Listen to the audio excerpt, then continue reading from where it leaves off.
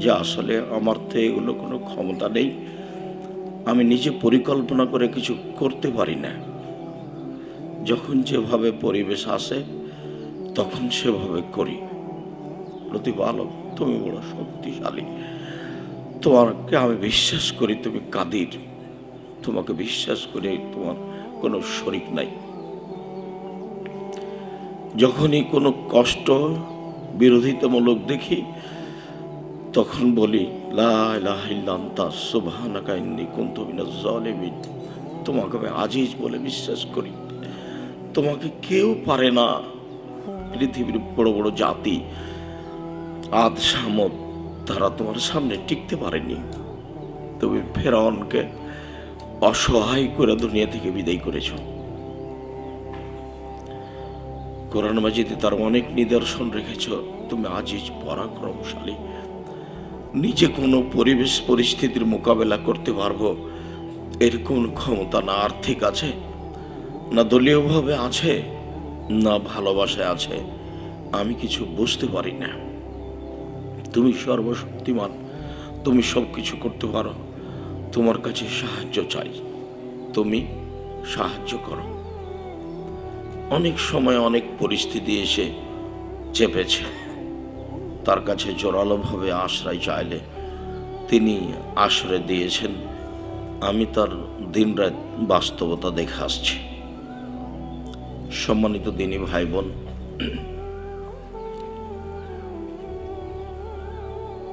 প্রথম থেকেই এই প্রতিষ্ঠানে ওরকমই সমস্যা দেখেছি আমি।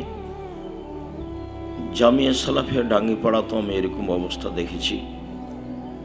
তারপরেও আমি কোনো সময় নিরাশা হইনি।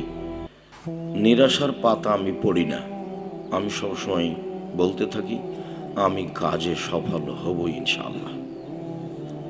এটাই আমার দৃঢ়তা কাজ করে যে আমি 10 পয়সার ক্ষতি করি না, আর মানুষের বিরোধিতা করি না, মানুষের বদনাম গীবত করি না।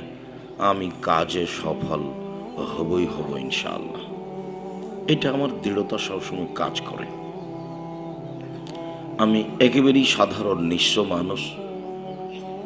বাস্তবতায় জামিয়া সালাফি আপনি দেখতে পাচ্ছেন। আলহামদুলিল্লাহ, আজকের সালাফি কনফারেন্সের শেষে আপনাদের সাথে আমার প্রথম যেটা জরুরি কথা সেটা হলো এই, অল্প কয়দিন বাঁচতে এসেছি, বেশি দিন বাঁচব না। দেখেছিলাম একদিন বয়স 40 বছর, দেখি একদিন 60, তারপরে দেখি কিছুদিন পরে তার জানাজা। এ হলো সব মিলে জীবন। তাই রাসূল সাল্লাল্লাহু আলাইহি ওয়াসাল্লাম বলেছেন মানুষের জীবনে 4টা ধারা। একটা, আর্থিকভাবে যা খেলো তা পায়খানা নষ্ট হলো, যা পড়লো তা পুরাতন হলো, যা দান করলো তা জমা হলো, এরপরে যা ছেড়ে গেল তা মানুষে ভাগ করে নেবে। যেটা আমি বক্তব্যে বহুদিন বলেছি, বলতেই আছি।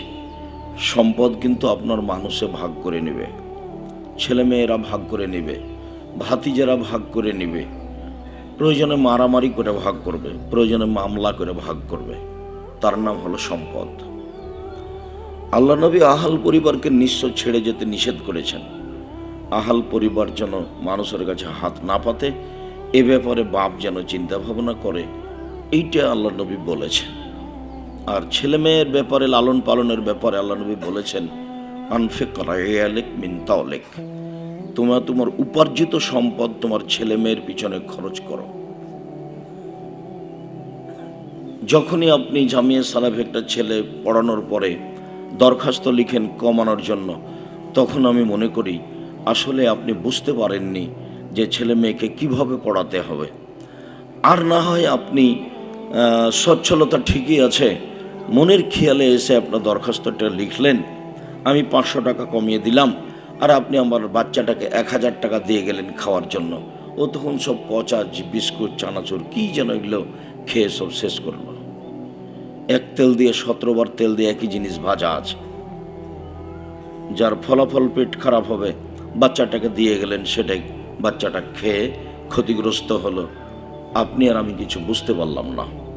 আমি মনে করি যারা পুরুষ অভিভাবক, যারা মহিলা অভিভাবক, আপনার উপার্জনের টাকা পয়সার খরচের প্রথম স্তর ছেলে মেয়ে, এই কথা আল্লাহর নবী বলেন। 10 টাকা ইনকাম করেছেন, এটা খরচ শুরু করতে হবে ছেলে মেয়ে দিয়ে। আল্লাহ রসুল বলছেন ওয়াবদাবে মাতা হলো, তুমি রাসূলকে জিজ্ঞাসা করা হলো আয়ু সাদকাতা আফজাল, সবচেয়ে উত্তম দান কোনটা? তখন আল্লাহ রাসূল বললেন জহদুল মুকিল্লে, গরিব মানুষের পরিশ্রম করে দান করা। পরের বাক্য হলো ফাবদাবে মা তাউল, পরিবার থেকে খরচটা শুরু করো। পরিবারে খরচ করলে দানের নেকি হয়। প্রথম দিন হয়তো বা মনে ছিল না, নাকি আমি বলেছি না বলতে পারবো না। আল্লাহ রাসূল বলছেন তুমি যে পয়সাটা উপার্জন করছো এটা পরিবার থেকে খরচ শুরু করো, এতে তুমি দানের নেকি পাবা। তা আপনি যে উপার্জন করছেন এই খরচটা কোথা থেকে শুরু হবে? আমি যখন বাড়িতে কোনো কাজ করতে যেতাম তখন আমার বাপ আমাকে বলতো বেটা আমার পরে করিও। গরুটা যদি আমি 1 খোঁটা, খোঁটা বুঝেন কিনা জানি না, 1 খোঁটা থেকে যখন আর 1 খোঁটা নিয়ে যেতাম, এখানে বাঁধা আছে, এখান থেকে খুলে ওখানে নিয়ে যেতাম, তখন আমার বাপ আমাকে বলতেন বেটা ওটা আমি করব, তোমাকে যদি কোনো কাজ করে খেতে হয় তাহলে আমার পরে খাও। আমার বাপের একটা কথা আমার সারা জীবনকে এক পাল্লায় দিলে সমান হবে না। বেটা যদি তোমাকে কাজ করে খেতে হয় তাহলে আমার পরে খাও। আল্লাহুম্মা গফির লাহু ওয়ারহামহু, আল্লাহুম্মা গফির লি আবি উম্মি ওয়ারফা দারজাতাহু ফিল মাহদিন ওয়াবসালাহু ফি কবরিহি ওয়া নাব্বির লাহু ফিহি। যখন আমার আব্বা টাকা পাঠাতেন ইন্ডিয়া, তখন আমার ছোট বোনকে দিয়ে লিখে নিতেন। লেখা থাকতো সরিষা বিক্রি এত টাকা, কালাই বিক্রি এত টাকা, ধান বিক্রি এত টাকা, মসুরি বিক্রি এত টাকা, মোট 1000 টাকা পাঠালাম। 7-8 দিন যাবৎ আমার এই খেয়াল থাকতো আমার আব্বা 1000 টাকা জমা করতে অনেক পরিশ্রম করেছে।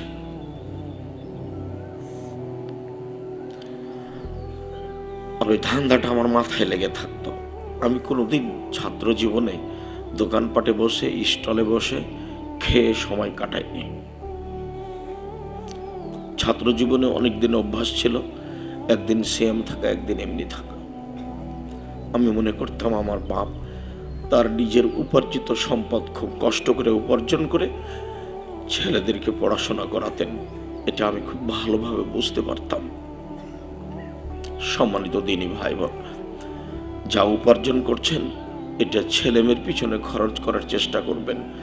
ছেলে মেয়ে যদি লেখাপড়া করে মানুষ হয়, ছেলে মেয়েকে যদি মানুষের মতো মানুষ করে রেখে যেতে পারেন, তাহলে পৃথিবীতে অনেক একটা বড় সম্পদ রেখে গেলেন।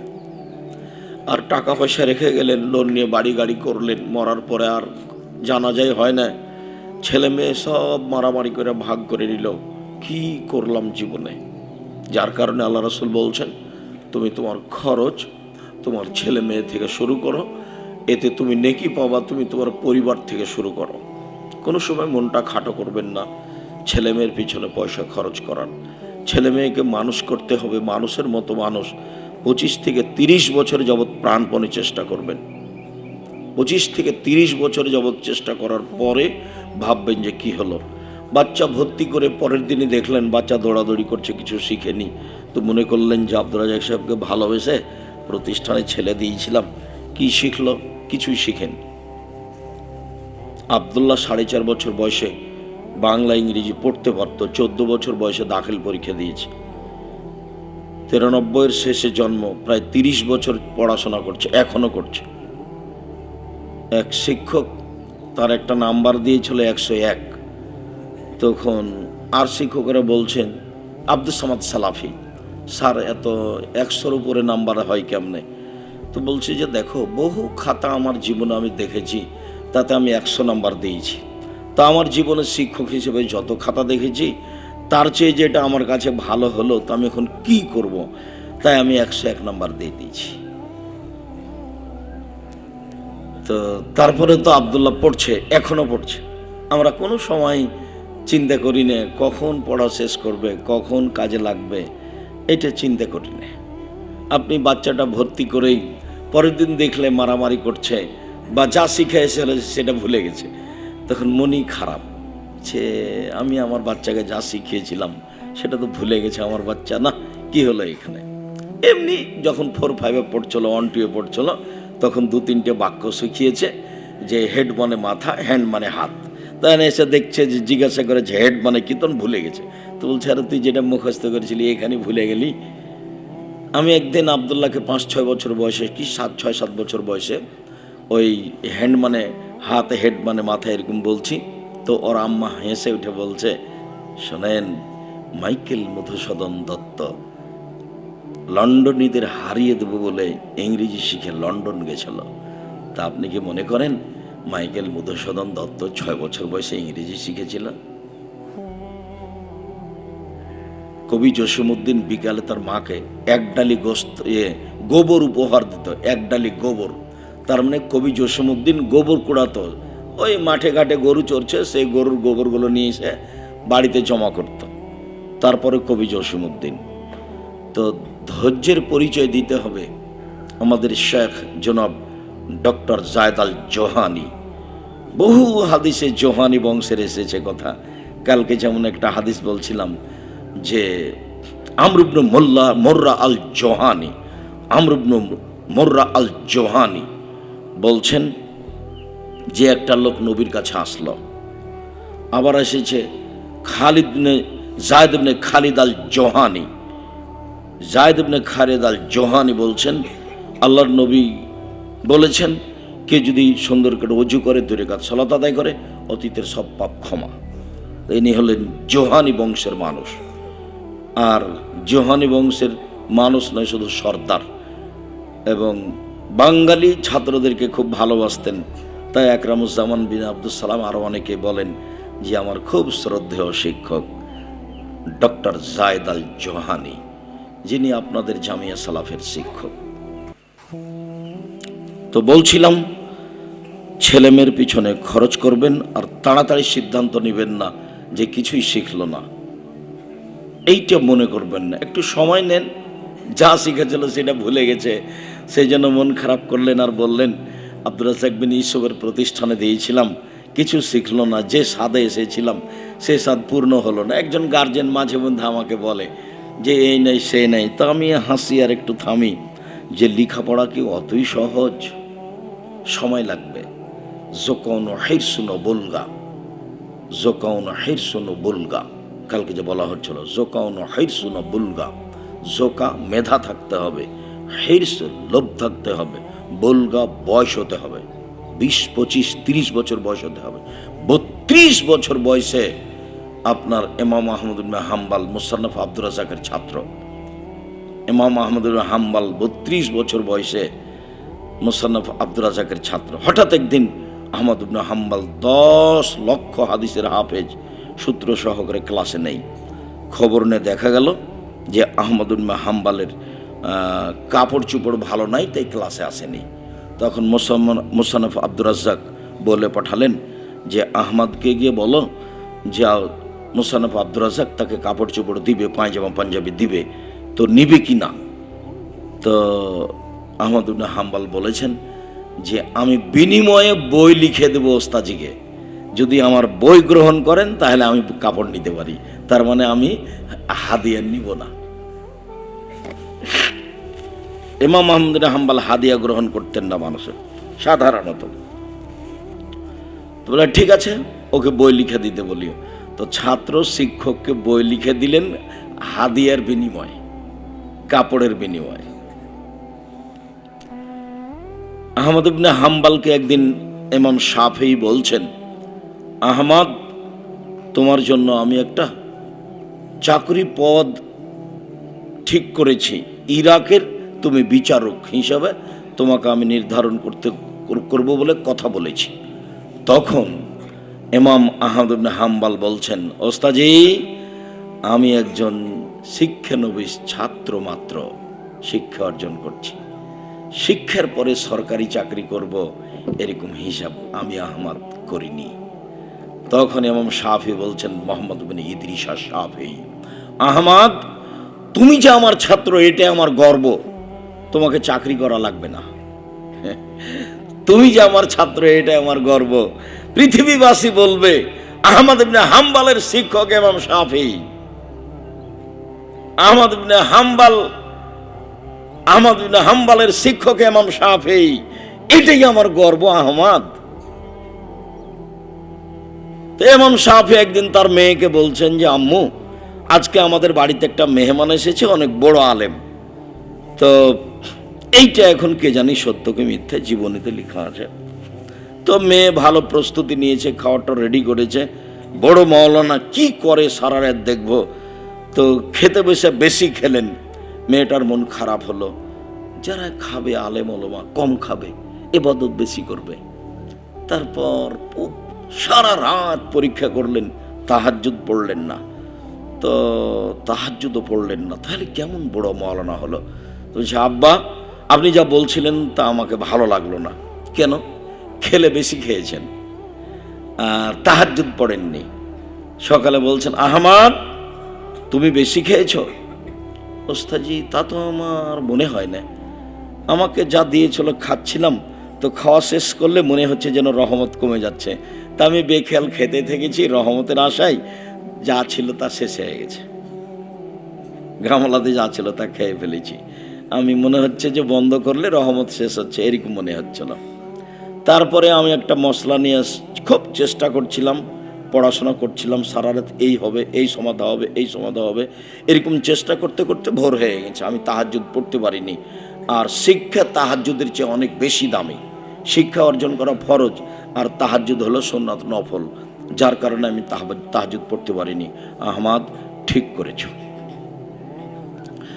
ছেলে মেয়ের অংশ শেষ করলাম। আপনি অভিভাবক, জামিয়া সালাফিকে ভালোবাসেন, অল্পতে মন খারাপ করবেন না। আর স্ত্রীকে বোনকে বলবেন, যারা আপনারা বিদেশে আছেন স্ত্রীকে বোনকে বলবেন, এসেই যেন একটা কোনো মহিলার উপরে, কোনো শিক্ষিকার উপরে, কোনো গার্জেনের উপরে, কোনো গার্ড পাহারাদারের উপরে মন খারাপ না করে, তারা নিয়মের উপরে আছে। আর আপনি এসেই দেখছেন যে কোন শিক্ষিকা আপনার মেয়েকে মেরে দিয়েছে, তখন আপনি পাগল হয়ে গেলেন যে কেন মারবে এই সে, আর দাগ দেখে আপনি মন খারাপ করছেন। আপনি শুনে রাখেন, আমি আব্দুর রাজ্জাক বিন ইউসুফ, আমার ছেলের শিক্ষক আমার ছেলেকে মারতে মারতে যদি মেরে ফেলে দেয়, আমি আব্দুর রাজ্জাক বিন ইউসুফ জানাজা করে দেব, আমি জিজ্ঞাসা করব না আপনি কেন মারলেন, এটা আমি জিজ্ঞাসা করব না, আমি এই পাতাই পড়ি না। আমি বিশ্বাস করি যে আমার ছেলেরও শত্রু নয়, আমার মেয়েরও শত্রু নয়, অবশ্যই তার কাছে কোনো দুষ্টামি ধরা পড়েছে, সেজন্য সে মেরেছে। আমিও তো আমার ছেলে মেয়েকে মারি। শিক্ষক মারতে মারতে যদি একেবারে মেরেই ফেলে দেয়, আমি আব্দুর রাজ্জাক বিন ইউসুফ জিজ্ঞাসা করব না যে আপনি শিক্ষক হয়ে আমার ছেলেটাকে মেয়েটাকে মারলেন কেন, এটা আমি জিজ্ঞাসা করব না। আমি ওই বাপ ওই মা চাই যেই বাপ মা আগে ছিল, এই যে ছেলে দিয়ে গেলাম, হাড় হাড্ডি জমা দিবেন, গোস্ত আপনার, হাড় হাড্ডি আমার, এরকম বাপ হলে শান্তি পাওয়া যাবে পড়িয়ে।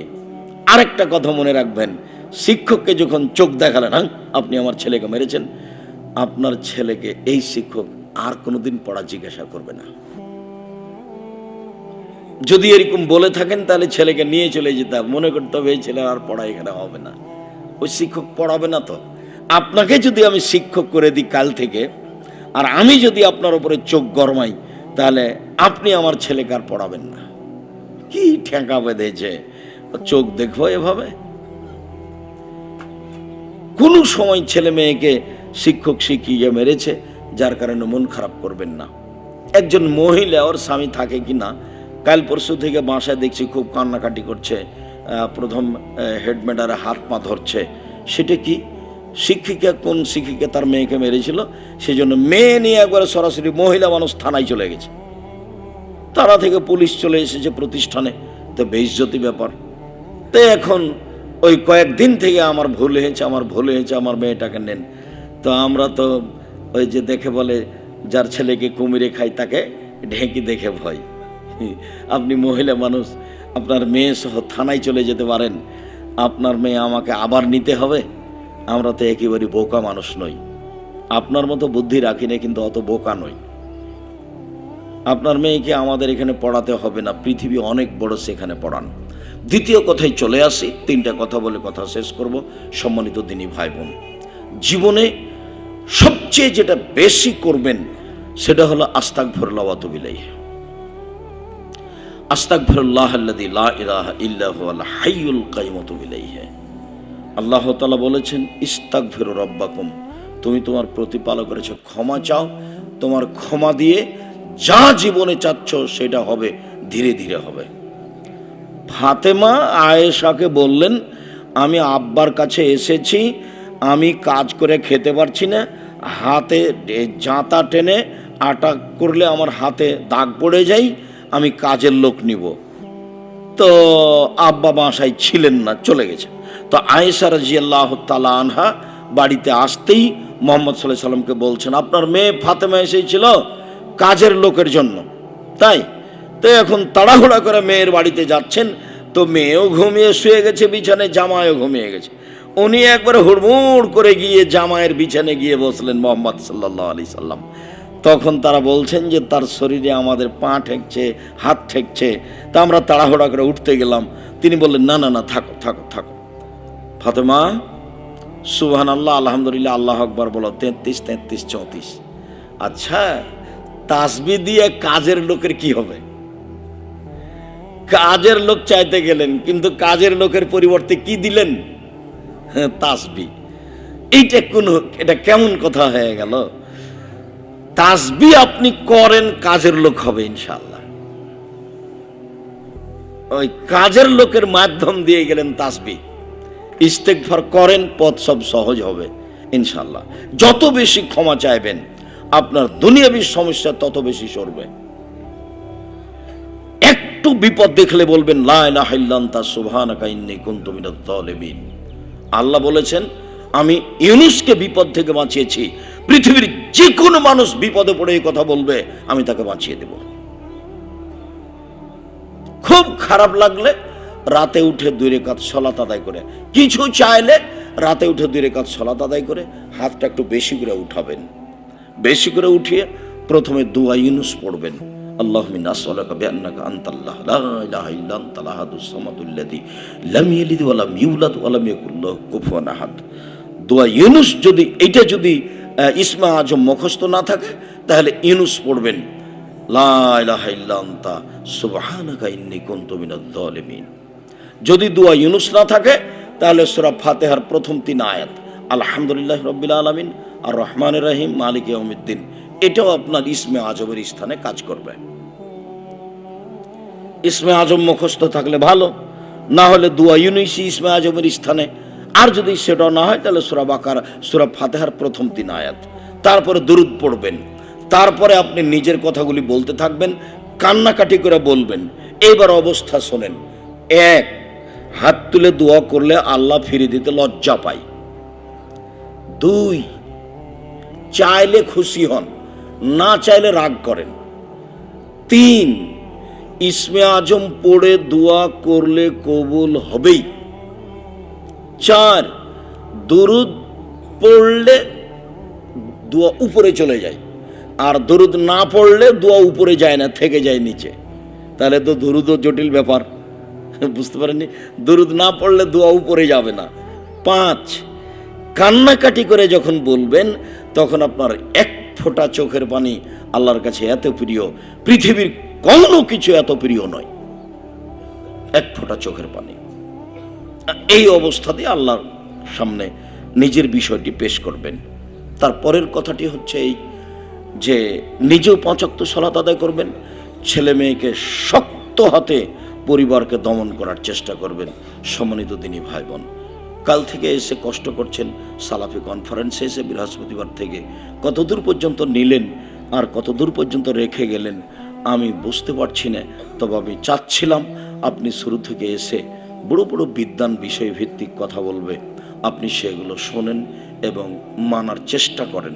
আমি যখন ছাত্র জীবনে কোনো প্রোগ্রামের সম্মেলনে যেতাম, তখন যে কয়েকটা টাকা থাকতো আমাকে কিনে খেতে হয় এটা বুঝতাম না, ওই টাকা দিয়ে বই পুস্তক কিনে নিতাম, ওই টাকাটার বিনিময়ে ব্যবহার করতাম বই পুস্তক। এখন আমি জানি না আপনি চানাচুর খেয়ে শেষ করলেন, না বিস্কুট খেয়ে শেষ করলেন, না জিলাপি খেয়ে শেষ করলেন, না বন্ধু বান্ধবকে খেয়ে নিয়ে শেষ করলেন। যা খেয়েছেন তা পায়খানা, আর যা দান করেছেন তা জমা, আর যা বই পুস্তক কিনেছেন তা উপকার করবে। ছেলে মেয়ের উপরে শক্ত হবেন, পরিবারকে শক্ত হাতে দেখবেন, পরিবার আপনার উপরে নির্ভর করছে, এই কথা মুহাম্মদ সাল্লাল্লাহু আলাইহি ওয়াসাল্লাম বলেছেন। তারপরের কথা যে প্রথম থেকে একটা জিনিস ভুল করে আসছে, টয়লেট 3 জায়গাতে আছে, ওই কোনায় আছে, এখানে আছে, বিল্ডিংয়ের এইদিকে টিন শেড, সবই টিন শেড ঘর, এদিকে আছে, 3টা জায়গায় টয়লেট আছে। কাল থেকে নিয়ে এখন পর্যন্ত যেটুকু কষ্ট পেয়েছেন হয়তোবা চিনতে না পারার কারণে, আর আমরা হয়তোবা উপযুক্ত ব্যবস্থা দিতে পারিনি, সেই জন্য আমি আব্দুর রাজ্জাক বিন ইউসুফ ব্যক্তিগতভাবে ক্ষমা প্রার্থী। আপনাকে আমি ভালোবাসার দাবিতে যথাযথভাবে সেবা করতে চেয়েছিলাম, হয়তোবা তা পারিনি। কোনো জায়গায় যদি কষ্ট পেয়ে থাকেন, যারা চলে গেছেন, যারা আছেন, যারা রাস্তায় আছেন, ক্ষমার দৃষ্টিতে দেখবেন। আপনাকে সম্মান করা, মূল্যায়ন করা, থাকার ব্যবস্থা দেওয়া, খাওয়ার ব্যবস্থা দেওয়া, পেশাব পায়খানার ব্যবস্থা করে দেওয়াতে আমি চেষ্টা করেছি। মানুষ হিসাবে ঘাটতি থাকতে পারে, ঘাটতিকে ক্ষমার দৃষ্টিতে দেখবেন সম্মানিত দিনী ভাই বোন। তারপরে যেটা বলছি সেটা হলো এই যে প্রশাসনের দায়িত্ব পালন করেছেন, সহযোগিতা করেছেন, তাদের শুকরিয়া আদায় করি। যারা বড় বড় বিদ্বানগণ এসেছেন, আমাদের সামনে বক্তব্য পেশ করেছেন, আপনাদের আন্তরিকভাবে শুকরিয়া আদায় করি। যারা আমার ভাই বোন আপনারা এসে বৃহস্পতিবার থেকে এই পর্যন্ত থেকে সালাফি কনফারেন্সকে যথাযথভাবে মূল্যায়ন করেছেন। আপনি বসে আছেন বলে আমি দুটো কথা বলছি, কেউ না থাকলে কি বলতাম? তাহলে আপনি কত বড় উপকারী জামিয়া সালাফের আমার, সেটা আপনি বুঝতে পারছেন। কেউ না থাকলে তো আমি সালাত আদায় করে বাসায় চলে যেতাম। তা আপনি যা আছেন কষ্ট করে, এই জন্য আপনারা শুকরিয়া আদায় করি, জাযাকুমুল্লাহ খায়ের। তারপরে বলি, সম্মানিত গ্রামবাসী, এলাকাবাসী, হাঁটাবো বীর হাঁটাবো, আমি আপনাদের আন্তরিকভাবে শুকরিয়া আদায় করি, জাযাকুমুল্লাহ খায়ের। আপনারা যা কিছু বলেন ও করেন যেটা জামিয়া সালাফের অনুকূলে নয়, সেটার আমি কোনো প্রতিশোধ নিতে চাই না। আমি এতে চাই যে আল্লাহ আপনাদেরকে হেদায়েত দান করুক, আল্লাহুম্মা আমিন। আপনারা সবাই হাঁটাবো বীর হাঁটাবোর মানুষ, জামিয়া সালাফে প্রাণপণে ভালোবাসবেন। দূর দূরান্তের মানুষ আসবে, আপনারা তাদেরকে মূল্যায়ন করবেন, তাদেরকে সম্মান দিয়ে কথা বলবেন। আর তাদের সামনে যদি জামিয়া সালাফের কোনো বদনাম করেন, নিজের জিনিসের বদনাম করলেন। তাদের সামনে যদি কারো বিরুদ্ধে কথা বলেন, তাহলে নিজের জিনিসের বিরুদ্ধে কথা বললেন। সম্মানিত হাঁটাবো বীর হাঁটাবোবাসী, মহিলা পুরুষ, আপনাদের আন্তরিকভাবে শুকরিয়া আদায় করি। আপনার মেহমানদেরকে মূল্যায়ন করার চেষ্টা করেছেন। সম্মানিত দিনী ভাই বোন, প্রথমে বলি, আল্লাহ তুমি জামিয়া সালাফেকে এইভাবে বাস্তবায়ন করলে তোমার শুকরিয়া আদায় করি, আলহামদুলিল্লাহ। আমার দিনী ভাই বোন, ছাত্র ছাত্রী, শিক্ষক শিক্ষিকা, এলাকাবাসী, দেশবাসী,